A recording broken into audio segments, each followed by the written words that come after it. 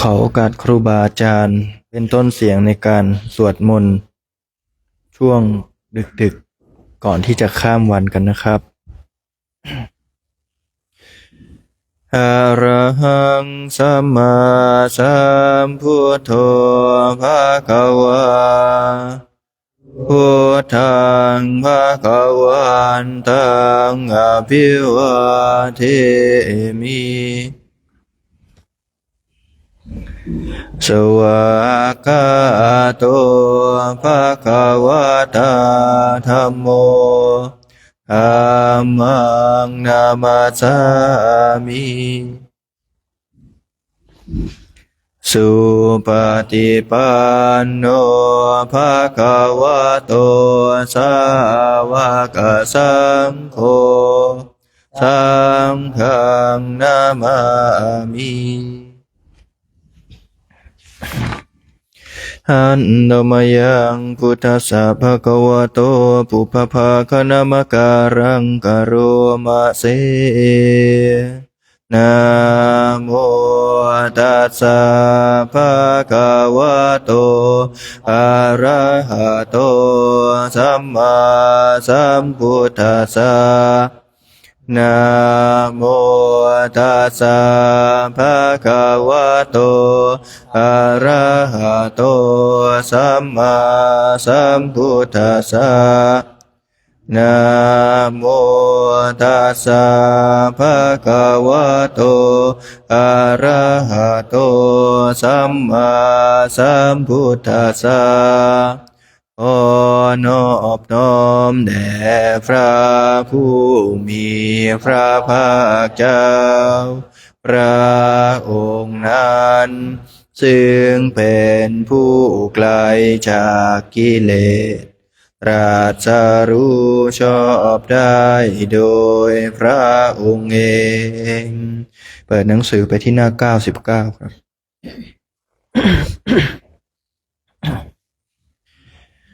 หันโนมยังธรรมจักกัปวัตนะสุตตปาทังพนามาเสเอวเมสุตังเอกาสมัยยังภะคะวะภาราณสียาวิหารติอิสิปตาเนมิคทาเยอาตาระโคภะคะวะปัญจวัคคีเยภิกขุอามันเตสีข้าพระเจ้าคือพระอานนท์ได้สดับมาและงี้สมัยหนึ่งพระผู้มีพระภาคเจ้าผู้ทรงไว้ซึ่งพระมหากรุณาธิคุณเสด็จประทับอยู่ที่ป่าอิสิปตนามฤคทายวันและเมืองพาราณสีในเวลานั้นพระองค์ได้ตรัสเตือนพระภิกษุปัญจวัคคีย์ว่าขเวเมภิกขเวอันตาดูก่อนภิกษุทั้งหลายที่สุดแห่งการกระทำสองอย่างเหล่านี้มีอยู่ปาปาจิเตนะนะเสวิตาภาเป็นสิ่งที่บรรพชิตไม่ควรคล้องแวะเลยติโยจายังกามเนสุกามสุขันลิกานุโยโคนี่คือการประกอบตนพัวพันอยู่ด้วยความใคร่ในกามทั้งหลายหิโนเป็นของต่ำทรามธัมโมเป็นของชาวบ้าน โอทุชานิโกเป็นของฉันปุถุชนอานาริโยไม่ใช่ข้อปฏิบัติของพระอริยเจ้าอานาถสันหิโตไม่ประกอบด้วยประโยชน์นี้อย่างหนึ่งโยจายังอาตากิลมัฏฐานุโยโคอีกอย่างหนึ่งคือการประกอบการทรมานตนให้ลำบากทุกข์เป็นสิ่งนำมาซึ่งทุกข์อานาริโยไม่ใช่ข้อปฏิบัติของพระอริยเจ้าอานาถสันหิโตไม่ประกอบด้วยประโยชน์เลยเอเตเตภิกขเวอุโภอันเตอนุปคามมัชฌิมาปฏิปทาดูก่อนภิกษุทั้งหลายข้อปฏิบัติเป็นทางสายกลางไม่เข้าไปหาส่วนสุดแห่งการกระทำสองอย่างนั้นมีอยู่ตถาคเตนะภิสัมพุทธาเป็นข้อปฏิบัติที่ตถาคตได้ตรัสรู้พร้อมเฉพาะแล้วจากกุการณีเป็นเครื่องกระทำให้เกิดจากสุญาณการณีเป็นเครื่องกระทำให้เกิดญาณอุปสมัยญาเพื่อความสงบอภิญญายาเพื่อความรู้ยิ่งสัมโพธายา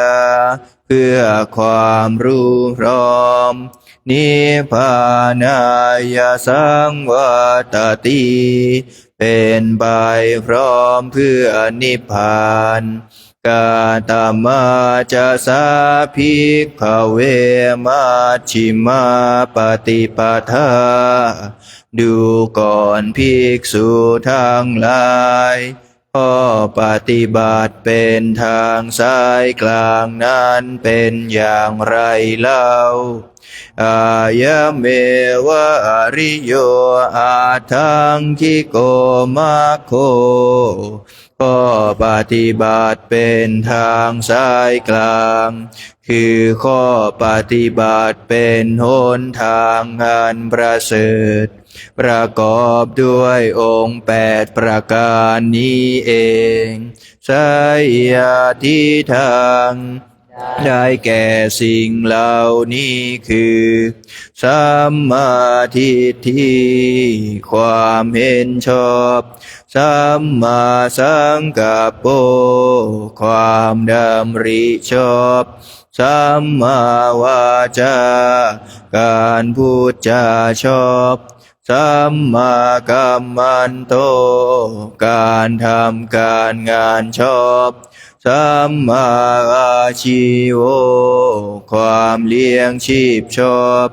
สัมมาวายาโมความภาคเพียรชอบสัมมาสติความระลึกชอบสัมมาสมาธิความตั้งใจมั่นชอบอายังโคสาภิกขเวมัชฌิมาปฏิปทาดูก่อนภิกษุทั้งหลายนี่แลข้อปฏิบัติเป็นทางสายกลางตถาคเตนะภิสัมพุทธาเป็นข้อปฏิบัติที่ตถาคตได้ตรัสรู้พร้อมเฉพาะแล้วจากกุการณีเป็นเครื่องกระทำให้เกิดจากสุ ญาณการณีเป็นเครื่องกระทำให้เกิดญาณอุปสัมมายาเพื่อความสงบอภิญญายาเพื่อความรู้ยิ่งสัมโพธายาเพื่อความรู้พร้อมนิพพานายาสังวัตติเป็นไปพร้อมเพื่อนิพพานอีทังโหปานาภิกขเวทุกขังอริยสัจจังดูก่อนภิกษุทั้งหลายก็อริยสัจคือทุกข์นี้มีอยู่ชาติปิทุกขาคือความเกิดก็เป็นทุกข์ชาราปิทุกขาความแก่ก็เป็นทุกข์มรณะปิทุกขังความตายก็เป็นทุกข์โสกปริเทวทุกขโทมนัสสุปายาสาปิทุกขาความโศกความรำไรรำพันความไม่สบายกายความไม่สบายใจความคับแค้นใจก็เป็นทุกข์อาปิเยหิสัมปโยโคทุกโขความประสบกับสิ่งไม่เป็นที่รักที่พอใจก็เป็นทุกข์ปิเยหิวิปปโย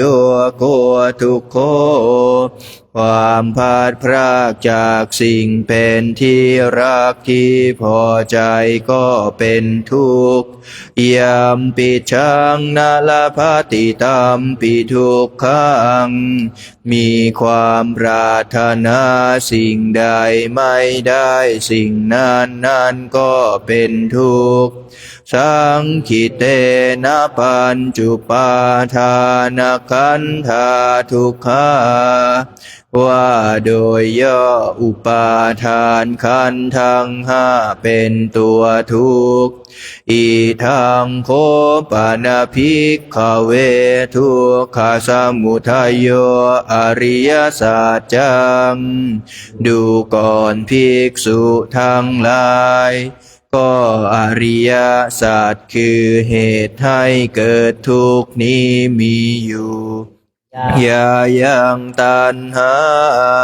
นี่คือตัณหาโอโนภาวิกาอันเป็นเครื่องทำให้มีการเกิดอีกนานที่ราคะสหคตาอันประกอบอยู่ด้วยความกำหนัดด้วยอำนาจความเพลินตาตาระตาตาราพินานที่นี้เป็นเครื่องให้เพลินอย่างยิ่งในอารมณ์นั้นสายาทิทางได้แก่ตัณหาเหล่านี้คือกามตัณหาตัณหาในกามภาวะตัณหาตัณหาในความมีความเป็นวิภาวะตัณหาตัณหาในความไม่มีไม่เป็นอีทางโคปานาภิกขเวทุกขานิโรโธอริยสัจจังดูก่อนภิกษุทั้งหลายก็อริยสัจคือความดับไม่เหลือแห่งทุกข์นี้มีอยู่โยตัสสะเยวะตัณหายะเสสวิราคะนิโรโธ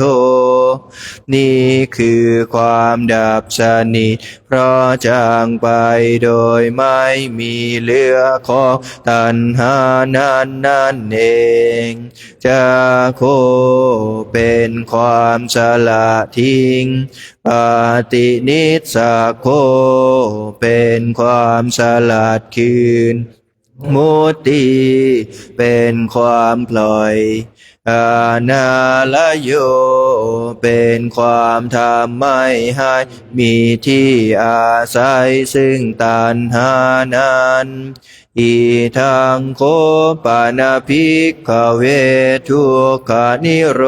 ธคามินีปฏิปทาอริยสัจจังดูก่อนภิกษุทั้งหลายก็อริยสัจคือข้อปฏิบัติที่ทำสัตว์ให้รู้ถึงความดับไม่เหลือแห่งทุกข์นี้มีอยู่อายะเมวะอริโยอาทังกิโกมัคโคนี่คือข้อปฏิบัติเป็นหนทางอันประเสริฐประกอบด้วยองค์8ประการนี้เองสัยยาทิทางได้แก่สิ่งเหล่านี้คือสัมมาทิฏฐิความเห็นชอบสัมมาสังกัปโปความดำริชอบสัมมาวาจาการพูดจาชอบสัมมากัมมันโตการทำการงานชอบสัมมาอาชีโวความเลี้ยงชีพชอบสัมมาวายาโมความภาคเพียรชอบสัมมาสติความระลึกชอบสัมมาสมาธิความตั้งใจมั่นชอบอีทังทุกขังอริยสัจจันติเมภิกขเวปุเพอนันตุสุเตสุธรรมเมสุจาคุงอุทปปาทิญาณังอุทปปาทิปัญญาอุทปปาทิวิชชาอุทปปาทิอาโลโกอุทปปาทิดูก่อนภิกษุทั้งหลายจักษุเกิดขึ้นแล้วแก่เราญาณเกิดขึ้นแล้วแก่เราปัญญาเกิดขึ้นแล้วแก่เราวิชชาเกิดขึ้นแล้วแก่เราแสงสว่างเกิดขึ้นแล้วแก่เราในธรรมที่เราไม่เคยฟังมาแต่ก่อนว่าอริยสัจคือทุกข์เป็นอย่างนี้อย่างนี้ดังนี้ตังโคปานิทังทุกขังอริยสัจจะปริญญายันติว่าก็คือทุกข์นั่นแลเป็นสิ่งที่ควรกำหนดรู้ดังนี้ตังโค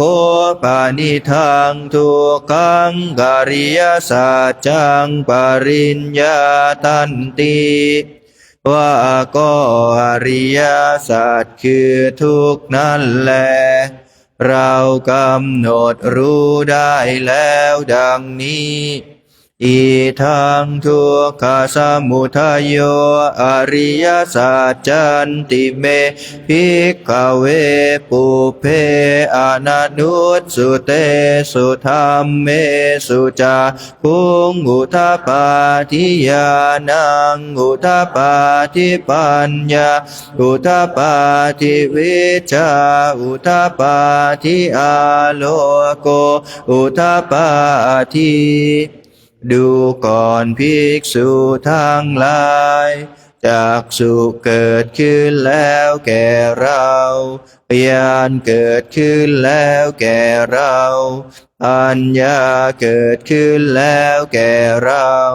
วิชชาเกิดขึ้นแล้วแก่เราแสงสว่างเกิดขึ้นแล้วแก่เราในธรรมที่เราไม่เคยฟังมาแต่ก่อนว่าอริยสัจคือเหตุให้เกิดทุกข์เป็นอย่างนี้อย่างนี้ดังนี้ ตังโคปานิทังทุกขสมุทัยโยอริยสัจจังปะหาตาพันติว่าก็อริยสัจคือเหตุให้เกิดทุกข์นั้นแลเป็นสิ่งที่ควรละเสียดังนี้ตังโคปานิทังทุกขสมุทัยโยอริยสัจจังปะหินันติว่าก็อริยสัจคือเหตุให้เกิดทุกข์นั้นแลเราละได้แล้วดังนี้อิทังทุกขานิโรโธอริยสัจจันติเมภิกขเวปุเพอนันนุสุเตสุธรรมเมสุจาคุงอุตปาทิยานาอุตปาทิปัญญาอุตปาทิวิชชาอุตปาทิอาโลโกอุตปาทิดูก่อนภิกษุทั้งหลายจากสุเกิดขึ้นแล้วแก่เราญาณเกิดขึ้นแล้วแก่เราปัญญาเกิดขึ้นแล้วแก่เราวิชาเกิดขึ้นแล้วแก่เราแสงสว่างเกิดขึ้นแล้วแก่เราในธรรมที่เราไม่เคยฟังมาแต่ก่อนว่าอริยสัจคือความดับไม่เหลือแห่งทุกข์เป็นอย่างนี้อย่างนี้ดังนี้ตังโคปานิทังทุกขานิโรโธอริยสัจจังสัจฉิกาตาพันติว่าก็อริยสัจคือความดับไม่เหลือแห่งทุกข์นั้นแลเป็นสิ่งที่ควรทำให้แจ้งดังนี้ตังโคปานิทังทุกขานิโรโธอริยสัจจังสัจฉิกตันติว่าก็อริยสัจคือความดับไม่เหลือแห่งทุกข์นั้นแลเราทำให้แจ้งได้แล้วดังนี้อิทังทุกขานิโรธคามินิปฏิปทาอริยสัจจันติเมภิกขเวปุเพอนันนุสุเตสุธรรมเม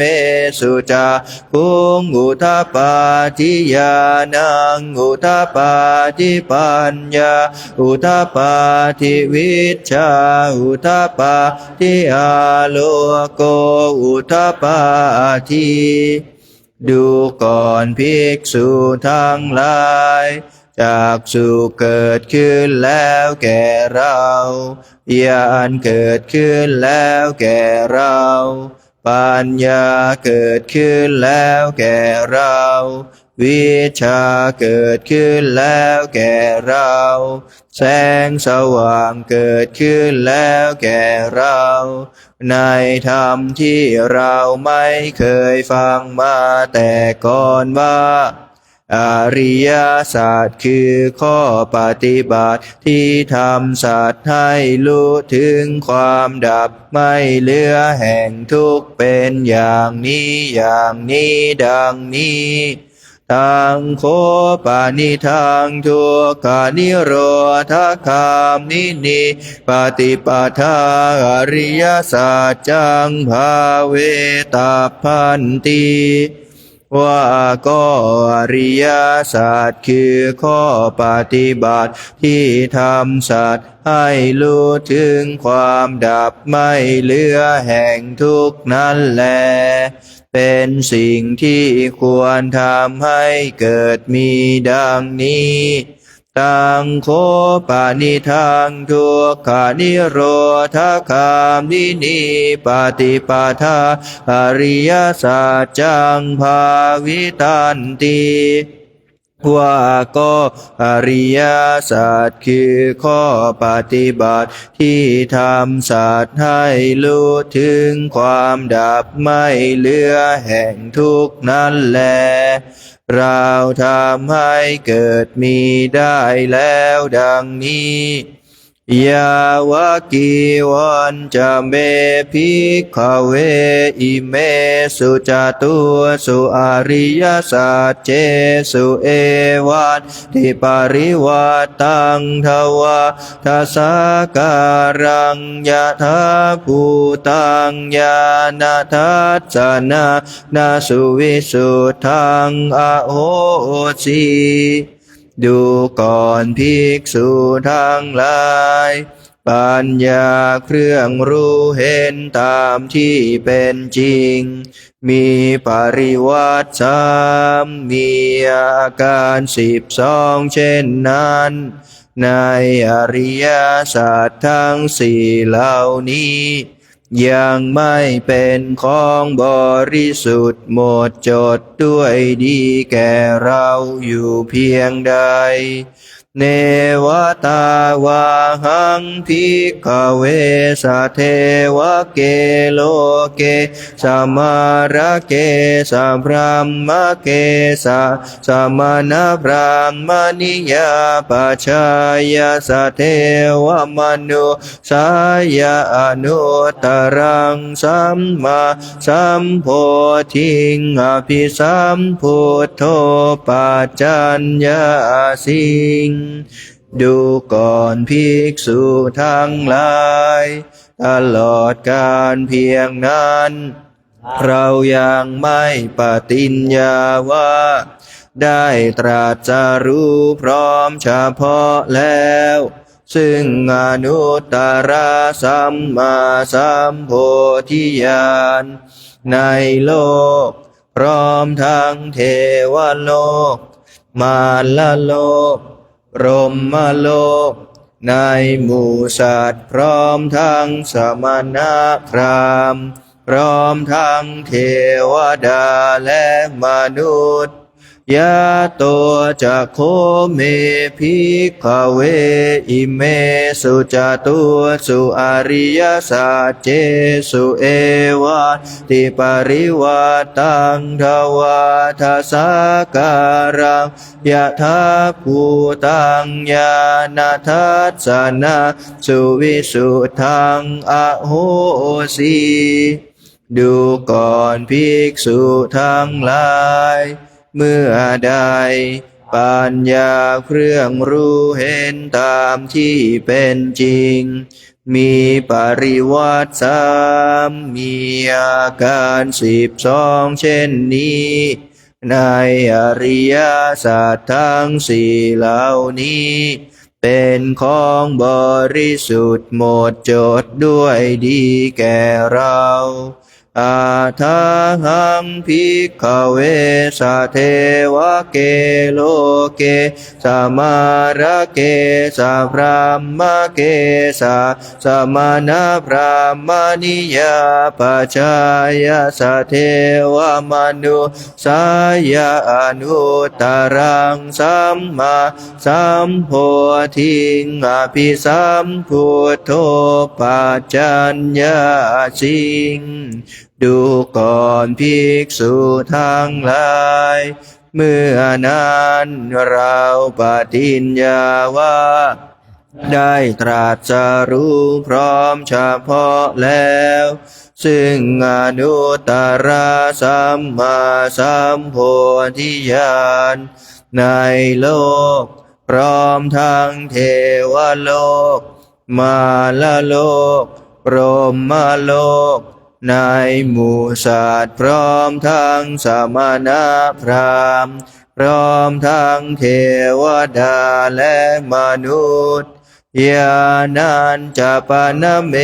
ภิกขเวทัสสนะอุทธัปปาทิดูก่อนภิกษุทั้งหลายก็ญาณและทัสสนะได้เกิดขึ้นแล้วแก่เรา อากุปาเมวิมุตติว่าความหลุดพ้นของเราไม่กับกำเริบอายมันติมาชาติความเกิดนี้เป็นการเกิดครั้งสุดท้ายนาทิธานิปุนาภโวติบัดนี้ความเกิดอีกย่อมไม่มีดังนี้อิทัมโวจะภควาพระผู้มีพระภาคเจ้าได้ตรัสธรรมปริยายอันนี้แล้วอาตมนาปัญจวัคคียาภิกขุภควโตภาสิตังอภินันทุงพระภิกษุปัญจวัคคีย์ก็มีใจยินดีเพลินภาสิทธิของพระผู้มีพระภาคเจ้าอิมาสมินจะปนาวายาการณาสมิงพันยมาเนก็แลเมื่อวายากรนี้อันพระผู้มีพระภาคเจ้าตรัสอยู่อายาสามะโตโกนทัญญาสวิราชังวิตามลังธรรมจาคุงอุทปาทีจากสุในธรรมันปราศจากทุลีปราศจากมลทินได้เกิดขึ้นแล้วแก่พระผู้มีอายุโกนทัญญายังกินจิสมุทัยธรรมังสัพพันตานิโรธธรรมันติว่าสิ่งใดสิ่งหนึ่งมีอันเกิดขึ้นเป็นธรรมดาสิ่งทั้งปวงนั้นมีอันดับไปเป็นธรรมดาปวัตติเตจะภควตาธรรมจักเกก็ครั้นเมื่อธรรมจักอันพระผู้มีพระภาคเจ้าให้เป็นไปแล้วภูมิมาเทวาสัตถมนุษย์สาเวสุงเหล่าภูมิมาเทวดาก็ยังเสียงให้บรรลือลั่นเอตัมภควตาภาราณสียังยิสิปตะเนมิคทาเยอนุตตรังธรรมจักกังปวัตติตังอัปปติวัตติยังสามเณรวะพรามเณรวะเทเวนวะมาเรนวะพรามมุนาวาเกนะจิวาโลกัสสมินติว่านั่นจักคือธรรมไม่มีจากอื่นสู้ได้การพระผู้มีพระภาคเจ้าให้เป็นไปแล้วในป่าอิสิปตนามฤคทายวันใกล้เมืองพาราณสีการสมณพราหมณ์เทวดามารพรหมและใครในโลกยังไม่ให้เป็นไปได้แล้วดังนี้ภูมิมานังเทวานังสัทธังสุตวาจาตุมมหาราชิกาเทวาสัทธมนุษย์สาเวสุงเทพเจ้าเหล่าชั้นจาตุมมหาราชได้ฟังเสียงของเทพเจ้าเหล่าชั้นภูมิเทวดาแล้วก็ยังเสียงให้บรรลือลั่น จาตุมมหาราชิกานาเทวานังสะตาวติงสาเทวาสัทธมนุษย์สาเวสุงเทพเจ้าเหล่าชั้นดาวดึงได้เสียงของเทพเจ้าเหล่าชั้นจาตุมมหาราชแล้วก็ยังเสียงให้บัลลือลั่นตาวติงสานังเทวานาสัทธังสุตวายามาเทวาสัทธมนุษย์สาเวสุงเทพเจ้าเหล่าชั้นยามาได้ฟังเสียงของเทพเจ้าเหล่าชั้นดาวดึงแล้วก็ยังเสียงให้บัลลือลั่นยามานังเทวานังสัทธังสุตวาตุสิตาเทวาสัทธมนุษย์สาเวสุงเทพเจ้าเหล่าชั้นดุสิตได้ฟังเสียงของเทพเจ้าเหล่าชั้นยามาแล้วก็ยังเสียงให้บัลลือลั่นตุสิตานังเทวานาสัทธังสุตวานิมมานารดีเทวาสัทธมนุษย์สาเวสุงเทพเจ้าเหล่าชั้นนิมมานารดีได้ฟังเสียงของเทพเจ้าเหล่าชั้นดุสิตแล้วก็ยังเสียงให้บัลลือลั่นนิมมานารตีนังเทวานาสัทธังสุตวาปารณิมมิตวาสวัตติเทวาสัทธมนุษย์สาเวสุงเทพเจ้าชั้นปรมิตวาสวัตติได้ฟังเสียงของเทพเจ้าเหล่าชั้นนิมมานารดีแล้วก็ยังเสียงให้บัลลือลั่นปารานิมมิตวาสวัตตินังเทวานาสัทธังสุตวาพระมกายิกาเทวาสัทธมนุษย์สาเวสุงเทพเจ้าเหล่าที่เกิดในพรหมได้ฟังเสียงของเทพเจ้าเหล่าชั้นปารณิมมิตวาสวัตดีแล้วก็ยังเสียงให้บัลลือลั่นเอตัมภะคะวะตาภารณสิยังอิสิปตะเนมิคทาเยอนุตตรธรรมจักกังปวัตติตังอัปปติวัตติยาสามเณรวะพรามเณรวะเทเวนวะมาเรนวะพรามมุนาวะเกณจิวาโลกัสสมินติว่านั่นจะคือธรรม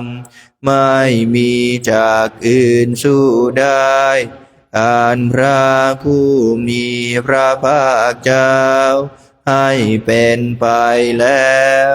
ในป่าอิสิปตนามฤคทายวัน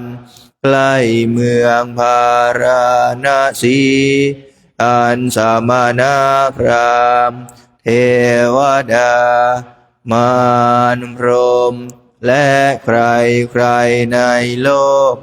ยังไม่ให้เป็นไปได้แล้วดังนี้อิติหะเตนะคะเนนะเตนะมุต ยาวะพระมโลกาสัตโตหะภูคาชีโดยเสียงขึ้นไพรถึงพรหมโลกด้วยพลังหมื่นโลกธาตุนี้ได้หวั่นไหวสะเทือนสะท้านลั่นไปอัปปมาโนจะโอลารุโอภาโสโลเกปาตุราโหสีทั้งแสงสว่างอันยิ่งไม่มีประมาณได้ปรากฏแล้วในโลกนี้อาติกรรมเมวะไทยเสียหมดอาทาโคภวะอุทานังอุทาเนสิอัญญาสิวัตโพโกนทานโยอัญญาสิวัตโพโกนทานโยติอิติหิทังอายะสมโตโกนทานยาสาลำดับนั้นแลพระผู้มีพระภาคเจ้าได้ทรงเปล่งอุทานว่าโกนทานยาได้รู้แล้วหนอผู้เจริญเพราะเหตุนั้นนามว่าอัญญาโกนทานยานี้นั่นเทียวอัญญาโกนทานโยทเววนามังมโหสีติได้มีแล้วแก่พระผู้มีอายุโกนทานยาด้วยประการฉะนี้แล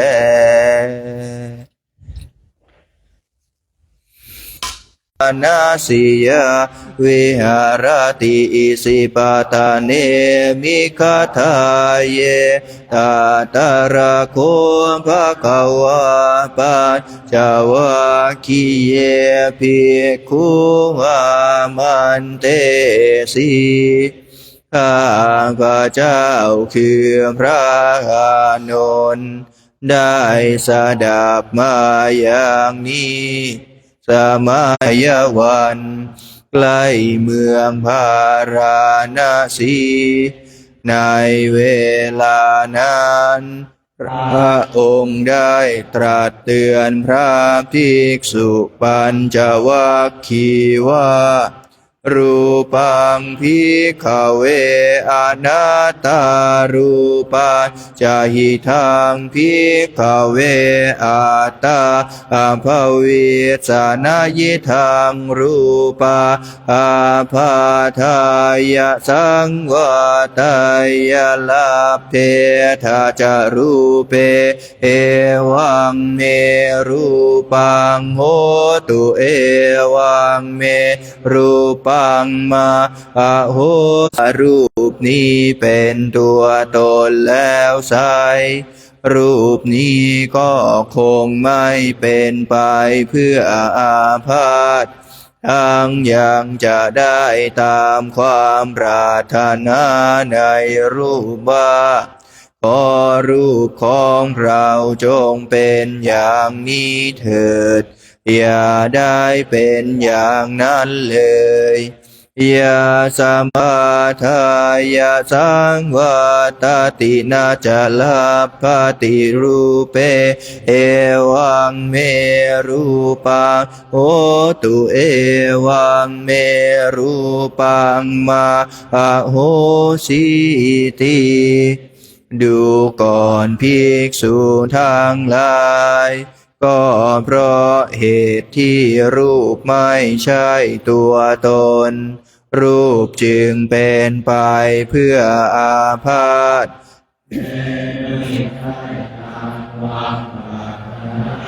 ในรูปว่าขอรูปของเราจงเป็นอย่างนี้เถิดอย่าได้เป็นอย่างนั้นเลย เวทนาอนัตตาเวทนาจะหิทังภิกขเวอัตตาอภวิสนายิทังเวทนาอาภาทายาสังวาทายาลาเพทาจะเวทนายะเอวังเมเวทนาโหตุเอวังเมเวทนามาอโหสิติดูก่อนภิกษุทั้งหลายเวทนาคือความรู้สึกอารมณ์ไม่ใช่ตัวตนก็หากว่าเวทนานี้เป็นตัวตนแล้วไซเวทนานี้ก็คงไม่เป็นไปเพื่ออาพาธทั้งยังจะได้ตามความปรารถนาในเวทนาว่าขอเวทนาของเราจงเป็นอย่างนี้เถิดอย่าได้เป็นอย่างนั้นเลยยาสมาจะโคภิกขเวเวทนาอนัตตาตาสมาเวทนาอาภาทายาสังวาตตินาจะลาภติเวทนายะเอวังเมเวทนาโหตุเอวังเมเวทนามาอโหสิติดูก่อนภิกษุทั้งหลายก็เพราะเหตุที่เวทนานั้นไม่ใช่ตัวตนเวทนาจึงเป็นไปเพื่ออาพาธและไม่ได้ตามความปรารถนาในเวทนาว่าขอเว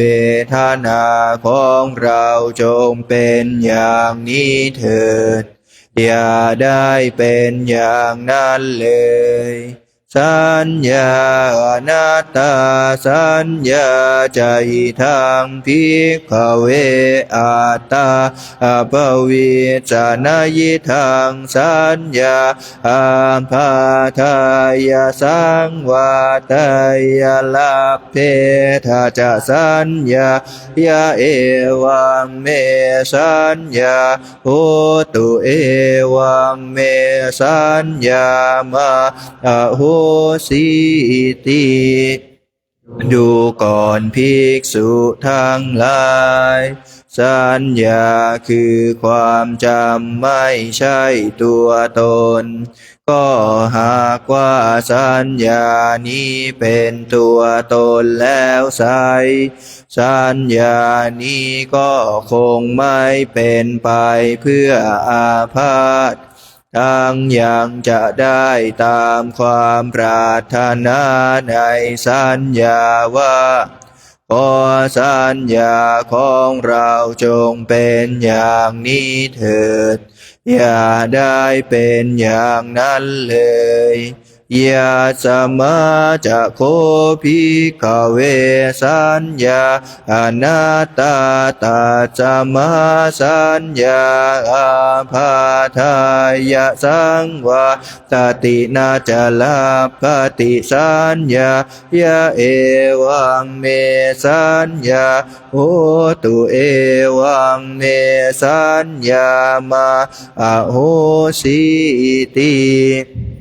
ดูก่อนภิกษุทั้งหลาย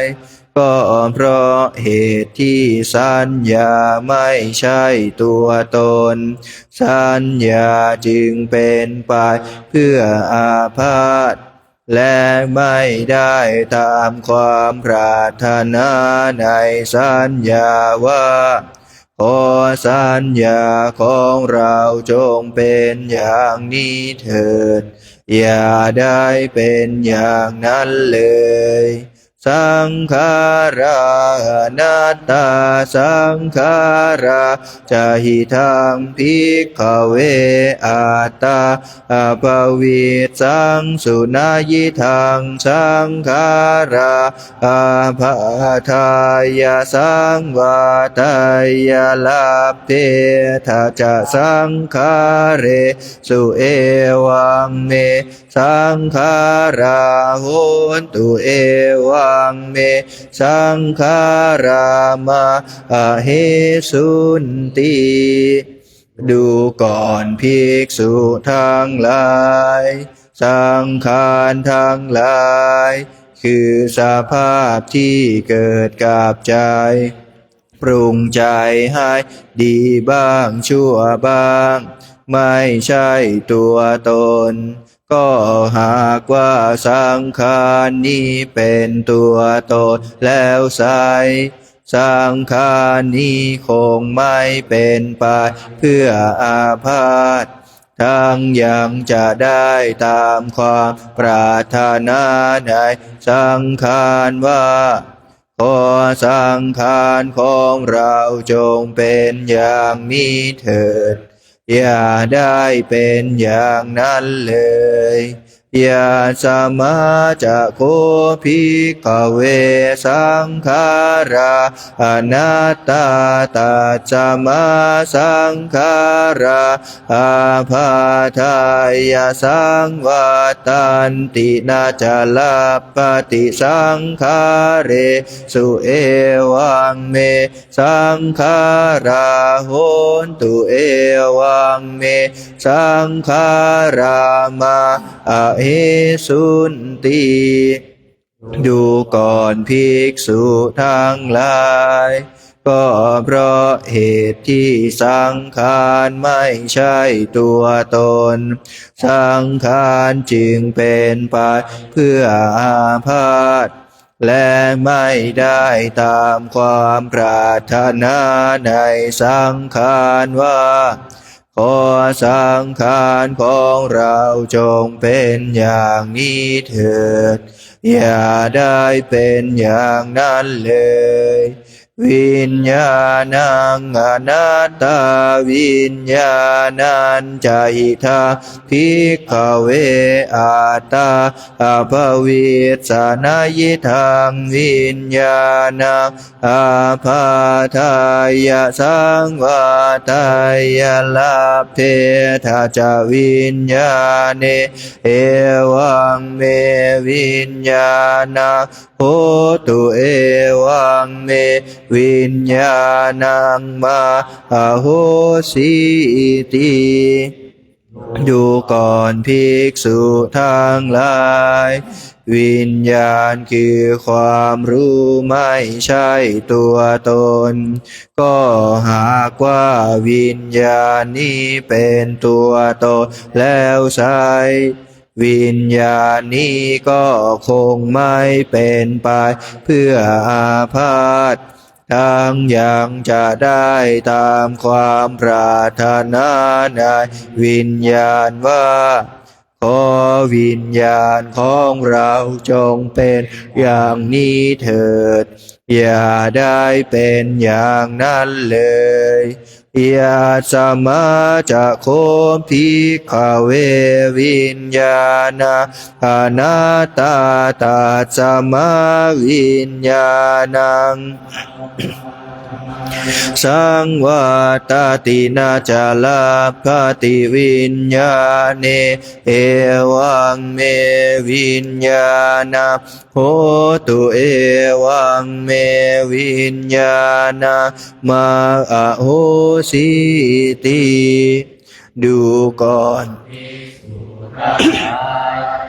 ก็เพราะเหตุที่วิญญาณไม่ใช่ตัวตนวิญญาณจึงเป็นไปเพื่ออาพาธและไม่ได้ตามความปรารถนาในวิญญาณว่าขอ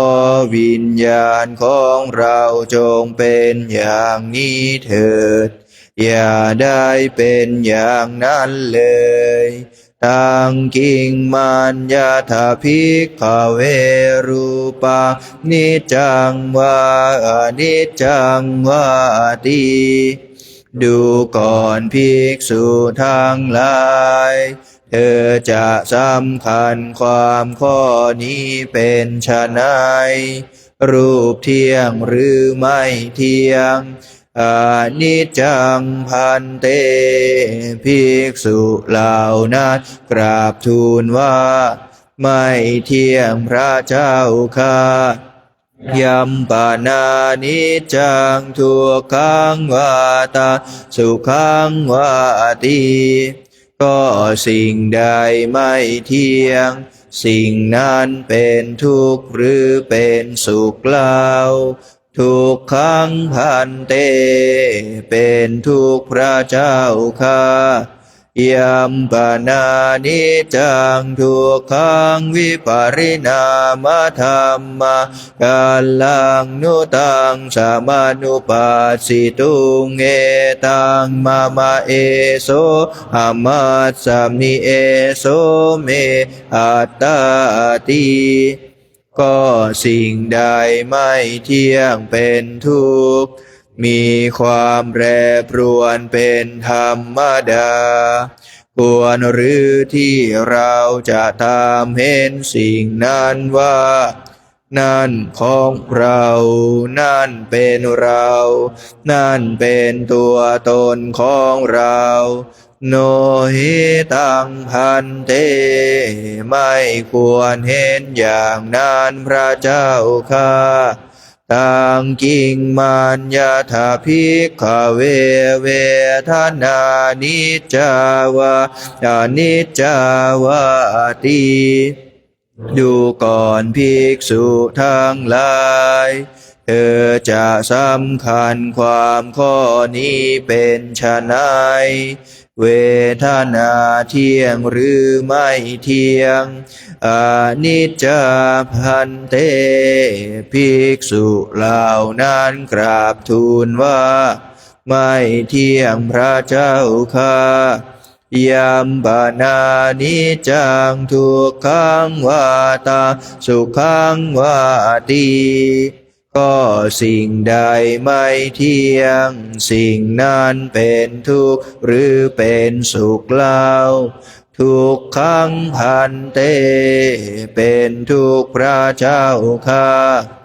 ยัมปนานิจจังทุกขังวิปริณามธรรมกาลังนุตังสามานุปัสสิตุงเอตังมามาเอโสอามัสสมิเอโสเมอัตตาติ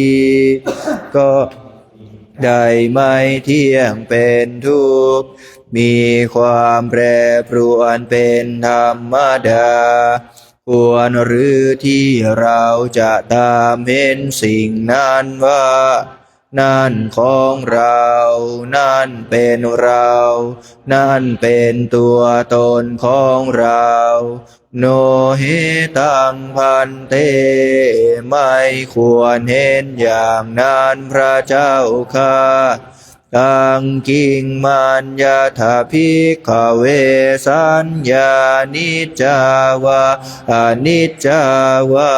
ติดูก่อนภิกษุทั้งหลา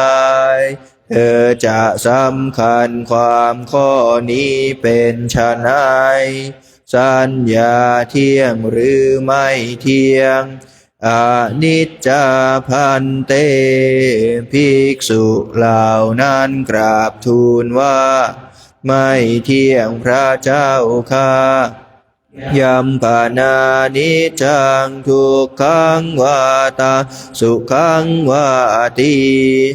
ก็สิ่งใดไม่เที่ยงสิ่งนั้นเป็นทุกข์หรือเป็นสุขเล่าทุกขังพันเตเป็นทุกข์พระเจ้าข้า ยัมปานานิจังทุกขังวิปาริณามธรรมกาลังนุตังสมานุปัสสิตุงเอตังมาเอโสหามาสามิเอโสเมอัตตาติก็สิ่งใดไม่เที่ยงเป็นทุกข์มีความแปรปรวนเป็นธรรมดาควรหรือที่เราจะตามเห็นสิ่งนั้นว่านั่นของเรานั่นเป็นเรานั่นเป็นตัวตนของเราโนหิตังพันเตไม่ควรเห็นอย่างนั้นพระเจ้าข้าตังกิงมัจยะถาภิกขเวสังขารานิจจาวาอนิจจาวาติดูก่อนภิกษุทั้งหลายเธอจะสำคัญความข้อนี้เป็นไฉนสังขารเที่ยงหรือไม่เที่ยงอนิจจาพันเตภิกษุเหล่านั้นกราบทูลว่าไม่เที่ยงพระเจ้าข้ายัมปานานิจังทุกขังวาตาสุขังวาติก็สิ่งใดไม่เที่ยงสิ่งนั้นเป็นทุกข์หรือเป็นสุขเล่าทุกขังพันเตเป็นทุกข์พระเจ้าข้ายัมปานานิจังทุกขังวิปาริณามธรรมกาลังนุตังสมานุปัสสิตุงเอตังมาเอโสหามาสามิเอโสเมอัตตาติก็สิ่งใดไม่เที่ยงเป็นทุกข์มีความแปรปรวนเป็นธรรมดาควรหรือที่เราจะตามเห็นสิ่งนั้นว่านั่นของเรานั่นเป็นเรานั่นเป็นตัวตนของเราโนหิตังพันเตไม่ควรเห็นอย่างนั้นพระเจ้าข้าตังกิงมัญญาถาภิกขเววิญญาณนิจจังวาอนิจจังวาติดูก่อนภิกษุทั้งหลายเธอจะสำคัญความข้อนี้เป็นไฉนวิญญาณเที่ยงหรือไม่เที่ยงอนิจจังพันเตภิกษุเหล่านั้นกราบทูลว่าไม่เที่ยงพระเจ้าข้ายัมปานานิจังทุกขังวาตาสุขังวาติก็สิ่งใดไม่เที่ยงสิ่งนั้นเป็นทุกข์หรือเป็นสุขเล่าทุกขังพันเตเป็นทุกข์พระเจ้าข้ายัมปานานิจังทุกขังวิปาริณามธรรมกาลังนุตังสมานุปัสสิตุเอตังมาเอโสหามาสามิเอโสเมอัตตาติก็สิ่งใดไม่เที่ยงเป็นทุกข์มีความแปรปรวนเป็นธรรมดาควรหรือที่เราจะตามเห็นสิ่งนั้นว่านั่นของเรานั่นเป็นเรานั่นเป็นตัวตนของเราโนหิตังพันเตไม่ควรเห็นอย่างนั้นพระเจ้าข้า ตัสสมาติหาภิกขเวยังกินจิรูปะอติตานาคตปัจจุปันนังอาจจตังวะพหิทาวะโอลาริกังวะสุขุมังวะหินังวะปณิตังวะยันตุเรสันติเกวะดูก่อนภิกษุทั้งหลายก็เพราะเหตุนั้นแลรูปอย่างใดอย่างหนึ่งที่เป็นอดีตอนาคตและปัจจุบันภายในก็ตามภายนอกก็ตามหยาบก็ตามละเอียดก็ตามเลวก็ตามประณีตก็ตามอยู่ไกล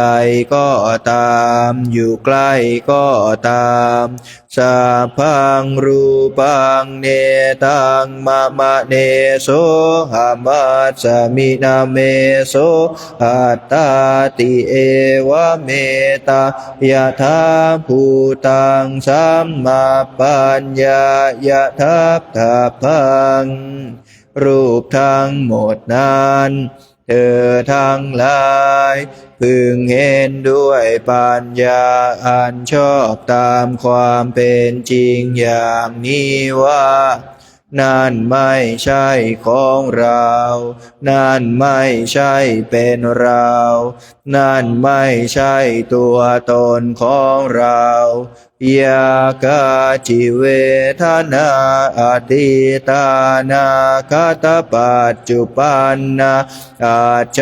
ตาวาภหิทาวาโอลาริกาวาสุขุมาวาหินาวาปณิตาวายันตุเรสันติเกวาเวทนาอย่างใดอย่างหนึ่ง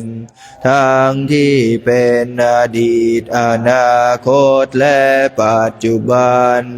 ภายในก็ตามภายนอกก็ตามหยาบก็ตามละเอียดก็ตามเลวก็ตามประณีตก็ตามอยู่ไกลก็ตามอยู่ใกล้ก็ตามสัพพะเวทนาเนตังมะมะเนโสหามัสสมินาเมโสอัตตาติเอวะเมตายะถาภูตาสัมมาปัญญายะทัพทัพพังเวทนาทั้งหมดนั้นเธอทั้งหลายพึงเห็นด้วยปัญญาอันชอบตามความเป็นจริงอย่างนี้ว่านั่นไม่ใช่ของเรานั่นไม่ใช่เป็นเรานั่นไม่ใช่ตัวตนของเรายากาจิสัญญาอติตานาคตปัจจุปันนาอาจจตาวาภหิทาวาโอลาริกาวาสุขุมาวาหินาวาปณิตาวายันตุเรสันติเกวาสัญญาอย่างใดอย่างหนึ่งทั้งที่เป็นอดีตอนาคตและปัจจุบันภายในก็ตามภายนอกก็ตามหยาบก็ตามละเอียดก็ตามเลวก็ตามประณีตก็ตามอยู่ไกลก็ตามอยู่ใกล้ก็ตามสัพพสัญญาเนตังมะมะเนโสหามัสสมินาเมโสอัตตาติเอวะเมตายะถาภูตังสัมมาปัญญายะทัพทัพพัง สัญญาทั้งหมดนั้นเธอทั้งหลายพึงเห็นด้วยปัญญาอันชอบตามความเป็นจริงอย่างนี้ว่านั่นไม่ใช่ของเรานั่นไม่ใช่เป็นเรา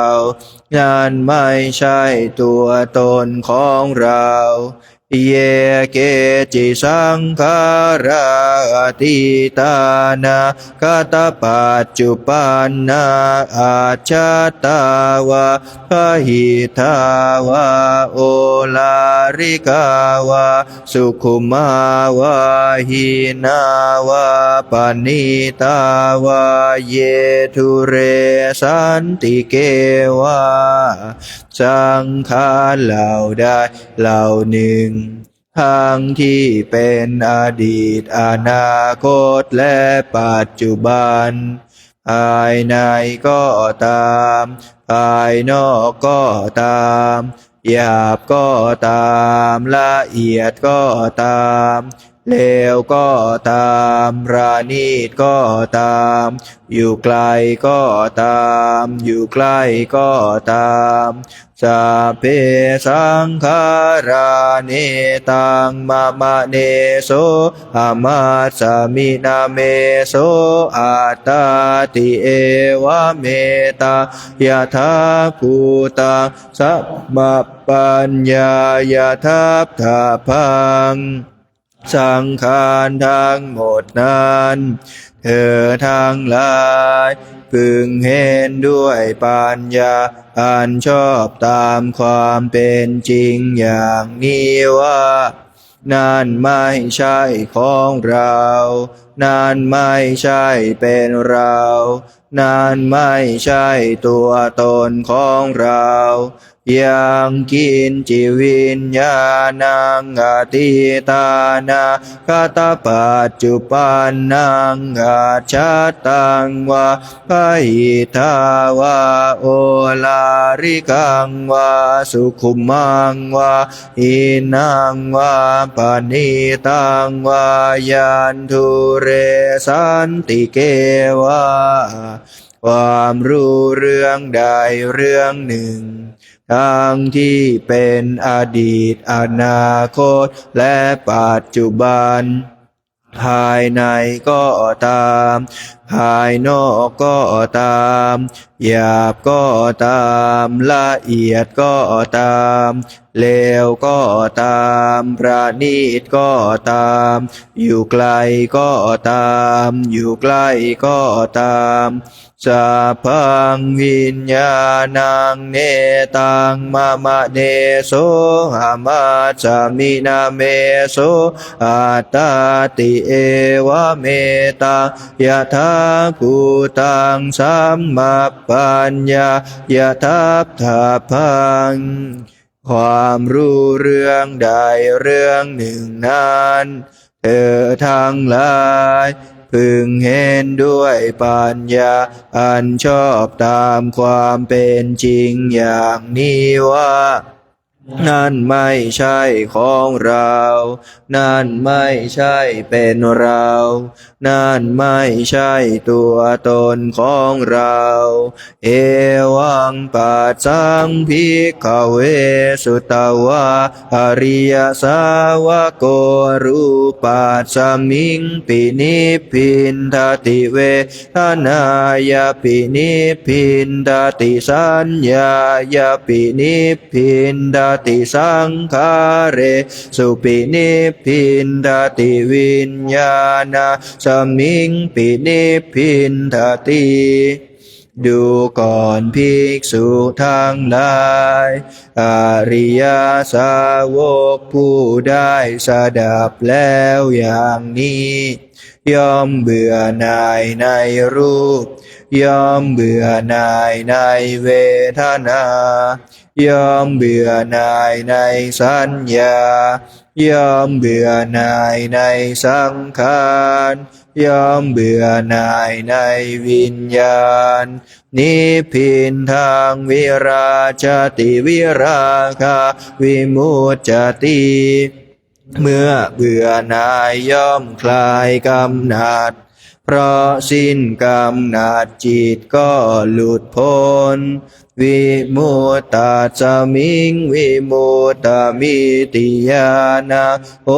ติขีนาชาติอุสิตังพรหมจาริยากตังการณียังนาปราอิทธาตายาติปัจจานาติ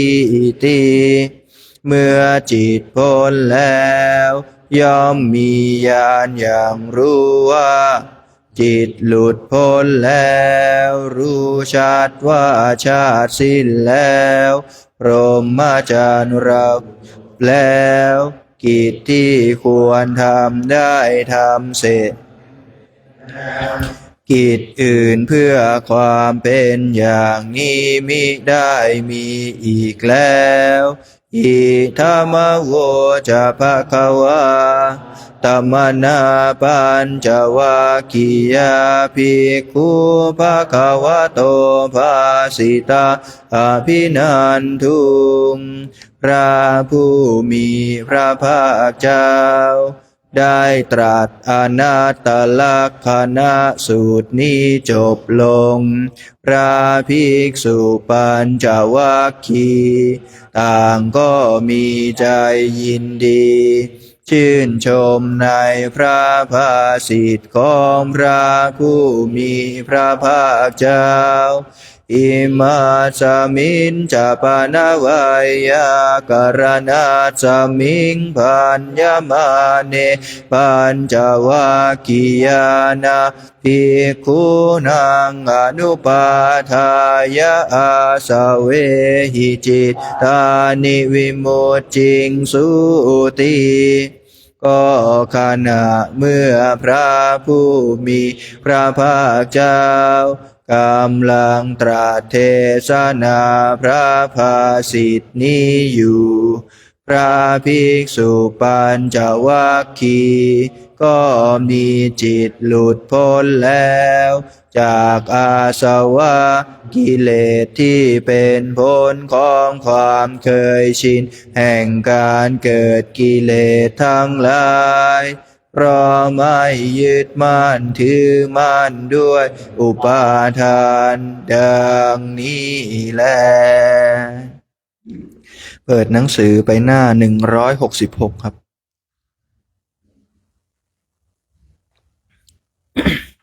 166สัพพพุทธานุภาเวนะ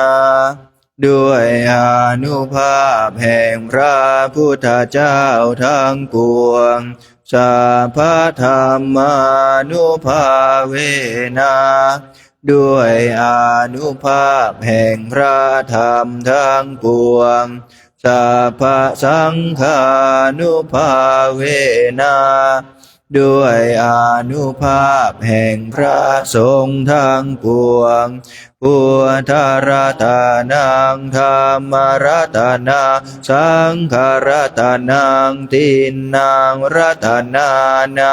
อานุภาเวนะด้วยอานุภาพแห่งรัตนะสามคือพรุทธรัตนะอมรัตนะสังฆรัตนะจตุราสิติสหัสสะธรรมขันธานุภาเวนะด้วยอานุภาพแห่งพระธรรมขันธ์84,000ปิตกาตยานุภาเวนะด้วยอานุภาพแห่งพระไตรปิฎกชินสาวกานุภาเวนะด้วยอานุภาพแห่งพระสาวกของพระชินเจ้าสัพเพเตโรคาสัพพโรคทั้งหลายของท่านสัพเพเตพยาสัพพภัยทั้งหลายของท่านสัพเพเตอันตรายาสัพพะอันตรายทั้งหลายของท่าน สัพเพเตอุปัฏฐวาสัพพะอุปัฏฐวาทั้งหลายของท่านสัพเพเตทุนนิมิตาสัพพะนิมิตรายทั้งหลายของท่านสัพเพเตอวมังคลาสัพพะอวมงคลทั้งหลายของท่านวินาศสันตุจงพินาศไปอายุวัฏโกความเจริญอายุธนวัฏโกความเจริญทรัพย์สิริวัฏโกความเจริญสิริยะสวัฏโกความเจริญยศภาลวัฏโกความเจริญกำลังวันนาวัฏโกความเจริญวันนะสุขวัฏโกความเจริญสุขโหตุสัพพทาจงมีแก่ท่านในการทั้งปวงทุกขโรคพยาเวราทุกโรคภัยและเวรทั้งหลายโสกาสัตตุจุปัฏฐวาความโศกศัตรูและอุปัฏฐวะทั้งหลายอเนกาอันตรายาปิทั้งอันตรายทั้งหลายเป็นอเนกวินาศสันตุจเตชะสาจงพินาศไปด้วยเดชชัยสิทธิธานังลาภังความชำนะความสำเร็จทรัพย์ลาภโสติภคยังสุขังพลังความสวัสดีความมีโชคความสุขกำลังสิริอายุจาวันโนจาสิริอายุและวันนะโภคังวุติจายสาวะโภคาความเจริญและความเป็นผู้มียศสัตวัสสะจะอายุจาและอายุยืน100 ปีชีวสิทธิภวันตุเตและความสำเร็จกิจในความเป็นอยู่จงมีแก่ท่านภาวะตุสัพพมังคลังขอสัพพมงคลจงมีแก่ท่านราคันตุสัพพเทวตาขอเหล่าเทวดาทั้งปวงจงรักษาท่านสัพพพุทธานุภาเวนะด้วยอานุภาพแห่งพระพุทธเจ้าทั้งปวงสัทธาโสธิภวันตุเตขอความสวัสดีทั้งหลายจงมีแก่ท่านทุกเมื่อเถิดภาวะตุสัพพมังคลังขอสัพพมงคลจงมีแก่ท่านราคันตุสัพพเทวตาขอเหล่าเทวดาทั้งปวงจงรักษาท่านสัพพธรรมานุภาเวนะด้วยอานุภาพแห่งพระธรรมทั้งปวงสัทธาโสธิภวันตุเตขอความสวัสดีทั้งหลายจงมีแก่ท่านทุกเมื่อเถิดภาวะตุสัพพมังคลังขอสัพพมงคลจงมีแก่ท่านราคันตุสัพพเทวตาขอเหล่าเทวดาทั้งปวงจงรักษาท่าน สัพพสังฆานุภาเวนะด้วยอานุภาพแห่งพระสงฆ์ทั้งปวง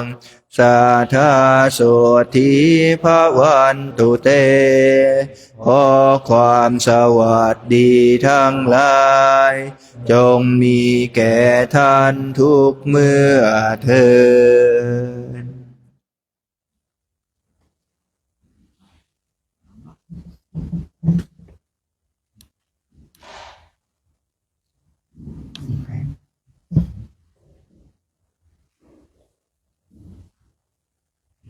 พระพุทธเจ้าเราก็นั่งภาวนาทายกันแล้วก็น้อมใจที่เราใช้ต้นโพ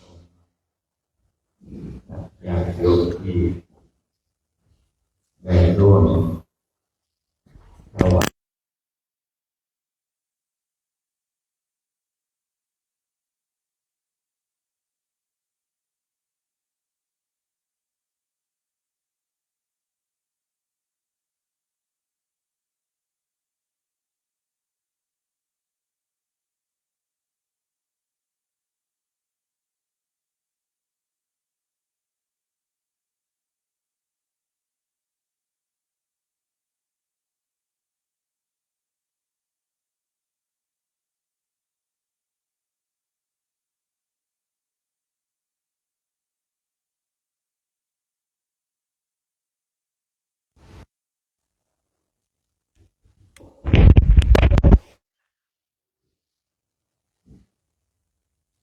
เพื่อที่จะได้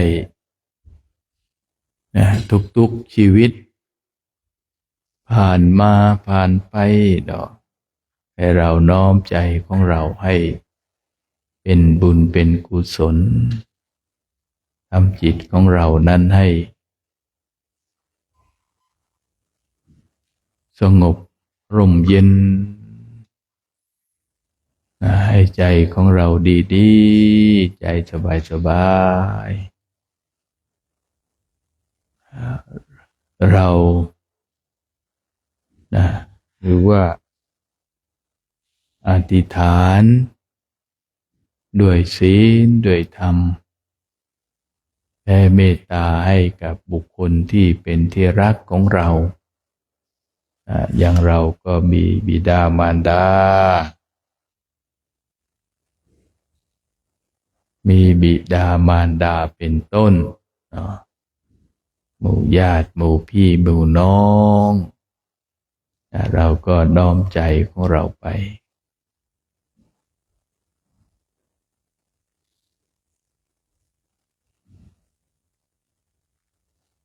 เราอาจจะระลึกนึกถึงถ้าบางท่านพระภิกษุใหม่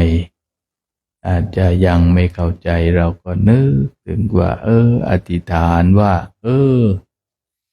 ที่ข้าพเจ้าได้สวดมนต์ไหว้พระเดินมาเนี่ยเป็นเดือนเนี่ยให้กับทุกๆชีวิตในโลกนี้ไม่ต้องไปทะเลาะเบาะแว้งกันให้มีแต่ความสุขความเกษมสำราญสิ่งที่หมดไปสิ้นไปก็ขอให้มันกลับมาให้ได้เป็นสิ่งที่ดีๆในทุกชีวิตทุกชีวิตให้เราแผ่เมตตาของเราไป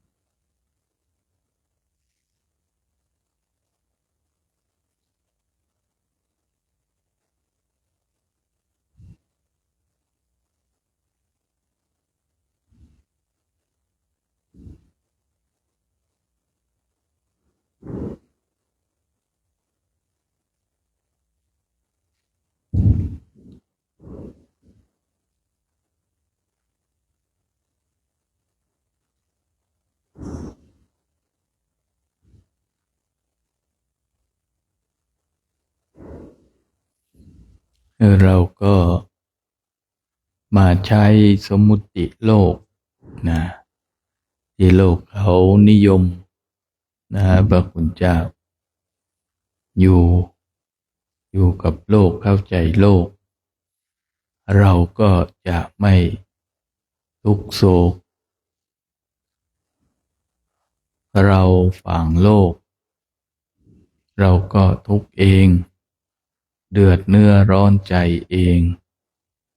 เราทุกข์เราเดือดร้อนในส่วนของจิตใจแล้วก็จะทำให้เราลุ่มหลงเข้าใจผิดไปแต่ก็เป็นดีอย่างหนึ่งเนาะเราได้สวดมนต์กันปีๆได้สวดมนต์ยาวๆครั้งหนึ่งในชีวิตของเรา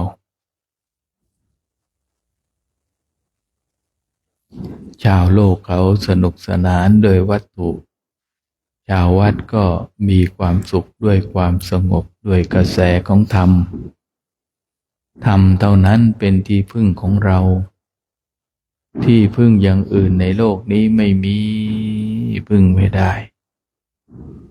มาอาศัยแล้วเราก็จากกันไปและยิ่งวันสิ้นปีใหม่ปีเก่านี้เราก็จะมองเห็นว่านั่นคือความเปลี่ยนแปลงของโลกก็อยู่อย่างนี้แหละก็เปลี่ยนไปอย่างนี้บุคคลไม่เข้าใจในโลกไม่เข้าใจต่อสถานการณ์ของโลกก็ไม่พ้นจากทุกโศกไปได้นะเราเข้าใจเห็นความเปลี่ยนแปลงและเราก็กลับมาดูชีวิตของเรามันลดลงไปบางท่านที่อายุยังมีเลขน้อยนะ30 40เนี่ยก็มันดูว่าอายุมันจะขึ้นแต่มันขึ้นลงไปสู่ความเสื่อมยิ่งตัวเลขขึ้นไปเท่าไรมันก็เสื่อมลงเท่านั้นเหมือนพระคุณเจ้าบางรูปอายุที่50ขึ้นไป60 70อันนี้ก็เรียกว่าไปความเสื่อมเห็นความเสื่อมเราเห็นว่านี่คือปีหนึ่งหมดไปก็คือความเสื่อมของชีวิตของเรานั้นได้เสื่อมไปผ่านไป1 ปีแล้ว1 ปีนี้ที่เราบวชมานี่ถ้าเราได้ทำความดีอะไรให้กับตนเองบ้างนะก็คือการรักษาศีลเราดีไหมปฏิบัติตามโอวาทคำสอนของพระพุทธเจ้าไหมอันนี้เราก็มาระลึกนึกถึงมาระลึกนึกถึงชีวิตของเราเนี่ยไม่ต้องไปถึงไกลดูรอบปีมันหมดไปแล้วรอบปีหมดไปนี่แล้วปีต่อไปเราก็ตั้งเป้าหมายของชีวิตว่าเราจะพยายามบำเพ็ญภาวนาหรือว่าศึกษาพระธรรมให้ยิ่งขึ้นไปนะให้ศึกษาพระธรรมให้ยิ่งขึ้นไปไม่ใช่ว่าเราไม่ได้ไปศึกษานะหรือว่าปฏิบัติธรรมกรรมฐานให้ธรรมะเป็นที่พึ่งของเราให้เราหาที่พึ่งของเราให้ได้นะกับตัวของเราเมื่อเราได้ตั้งสัจจะอธิษฐานระลึกนึกถึงว่านี่เราจะต้องชีวิตมันจะเปลี่ยนมันลดลงการอยู่ในโลกนี้เราก็ลดลงเราก็ตั้งใจว่าถ้าเราจะไม่กลับมานะถ้ากลับมาเกิดก็ให้มันน้อยชาตินะไม่เกิดมาในโลกนี้มันก็เป็นอยู่อย่างนี้อยู่ในสังสารทุกข์อยู่งี้แหละไม่มีอะไรที่เป็นเครื่องยึดถือยึดเหนี่ยวเอาได้นะ ให้เราพิจารณาถึงความจริงของชีวิตเอาไว้ตั้งสัจจะเพื่อจะได้ประพฤติปฏิบัติบำเพ็ญธรรมให้ยิ่งขึ้นไปก็อนุโมทนากับพระคุณเจ้าทุกรูปทุกองค์ที่ได้มีชีวิตอยู่กันมาจนถึงทุกวันนี้ที่เราท่านทั้งหลายได้เดินทางไปสู่จะได้ไปสู่สถานที่ในสังเวสีสถานขององค์สมเด็จพระสัมมาสัมพุทธเจ้าเนี่ยก็ขออนุโมทนาให้พระคุณเจ้าทุกรูปทุกองค์ได้ประสบความสำเร็จในชีวิตพรหมจรรย์และก็ให้ญาติโยมทุกท่านที่ร่วมติดตามเพจจาริกธรรมหรือว่าในแพลตฟอร์มอย่างอื่นก็ขอให้ท่านทั้งหลายที่ได้สวดได้สาธยายกันมาในวันนี้ก็ให้มีแต่ความสุขความเจริญความรุ่งเรืองด้วยสติด้วยปัญญาด้วยความสงบของภิกษุสงฆ์ที่ร่วมกันสาธยายในวันนี้และที่วันต่อไปที่ผ่านมาให้ท่านทั้งหลายนั้นได้เจริญปัญญาสัมมาทิฏฐิกันทุกท่านทุกรูปทุกองค์จนถึงได้เข้าถึงฝั่งของพระนิพพานด้วยเถิดชยันโตโพธิยามวนสังกายานังนันทิวันวิจัยโยโหอิชยานสุชยามังกาเลจิตาปัลลังเคสิเสปัตวิโปงอภิเสเกสัพพพุทธานังปันโตปโมตติสุนักการสุมังคลังสุภาพันสุจิตังสุขโนสุมาวนจะสุยิตังพระมจาริสุปทังกายกรรมังวาจากรรมังปะทังปะทักขิมโนกรรมังปะเนียน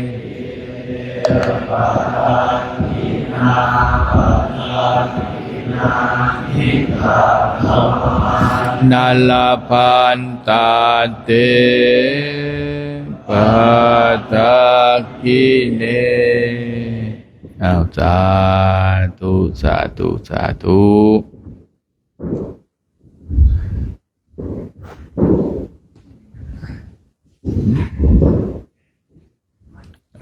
คุกเข่าไหว้พระกราบพระพอแล้วเนาะ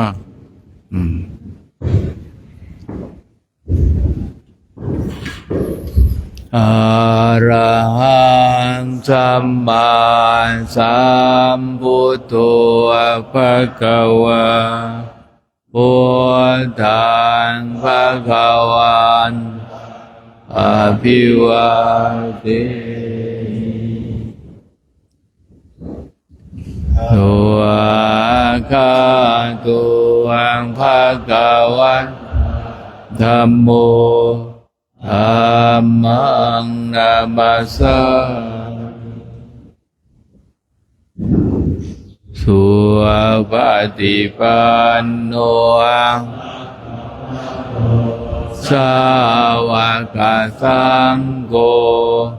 สังฆังนามามันตังปิตุปุนังอะหังวันตา โรอุปชฌากุณังอังวันทา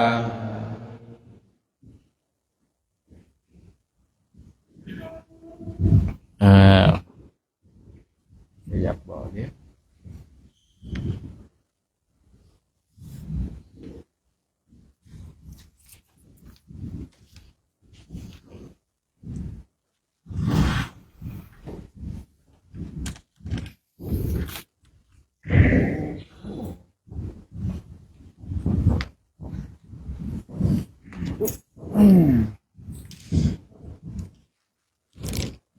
พระภิกษุสงฆ์พร้อมใจกันกราบพระครูธีรธรรมปราโมทย์อีก3 ครั้งพร้อมใจ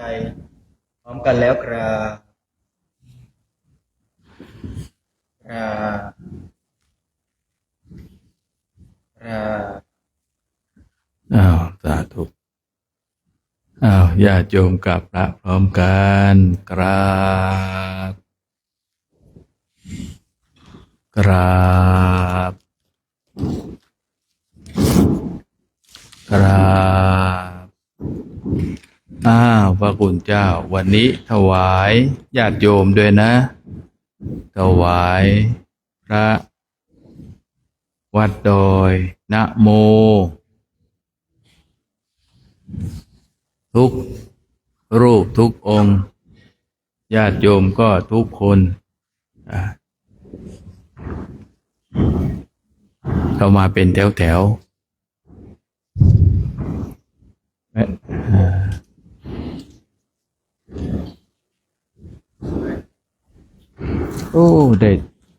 ได้ถวายพุทธรูป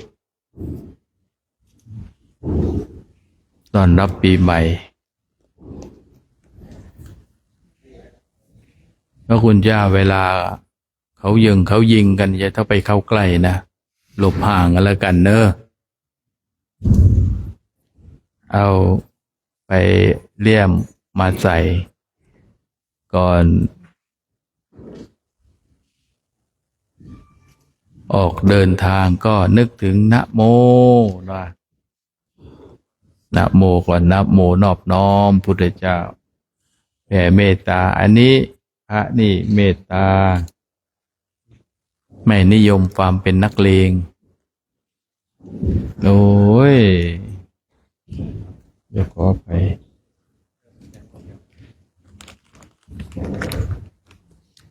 รับพระเสร็จแล้วก็สามารถพักผ่อนได้เลยนะพรุ่งนี้6 โมงเช้าไปเจอกันที่โน่นกันแล้วกัน